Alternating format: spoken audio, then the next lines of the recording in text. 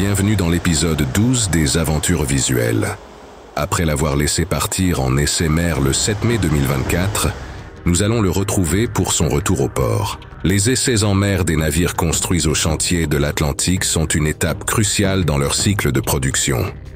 Ces tests rigoureux vérifient non seulement la fiabilité et la sécurité du navire, mais ils assurent également sa conformité aux normes internationales.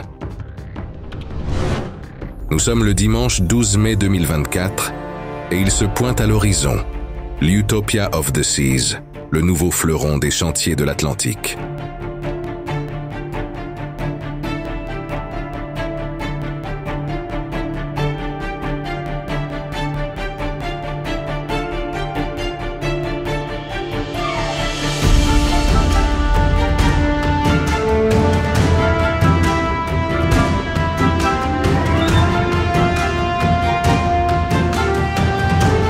L'Utopia of the Seas est un navire de croisière appartenant à Royal Caribbean International, l'une des plus grandes compagnies de croisière au monde.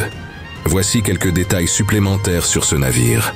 Dimension: avec une longueur impressionnante de 362 mètres et une largeur de 47 mètres, l'Utopia of the Seas est l'un des plus grands navires de croisière jamais construits.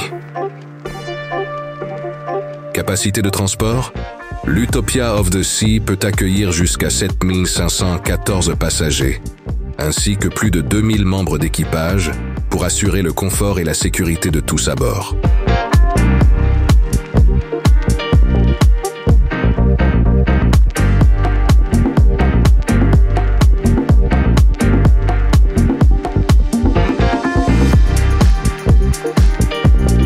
L'Utopia of the Seas propose une variété d'activités pour divertir ses passagers. Toboggans et piscines. Avec 18 toboggans spectaculaires et plusieurs piscines, les passagers peuvent profiter de moments rafraîchissants et d'adrénaline, tout en se relaxant au soleil. Surf Simulator Flowrider. Les amateurs de surf peuvent défier les vagues sur le simulateur de surf Flowrider, offrant une expérience de glisse unique en son genre.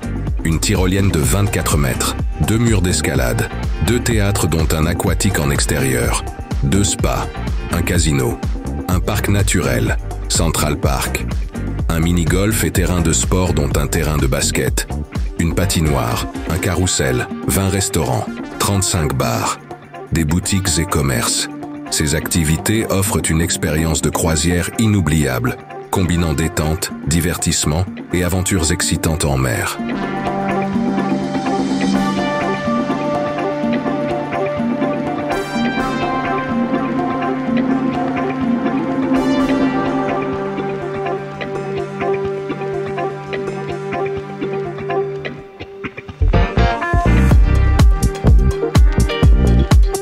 Il appartient à la classe Oasis et sera le premier et unique paquebot de cette classe à utiliser le gaz naturel liquéfié, GNL, comme source de propulsion, marquant ainsi une avancée significative dans l'industrie maritime.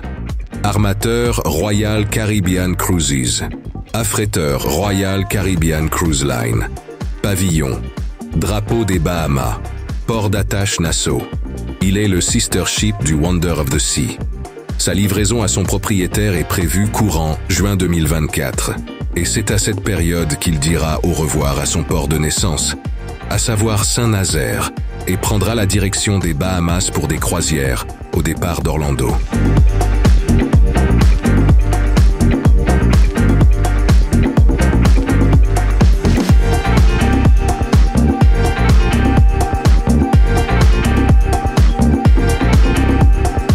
Son départ définitif, retour au chantier de l'Atlantique, pour finir les derniers réglages de ce monstre des mers après ses essais en conditions réelles.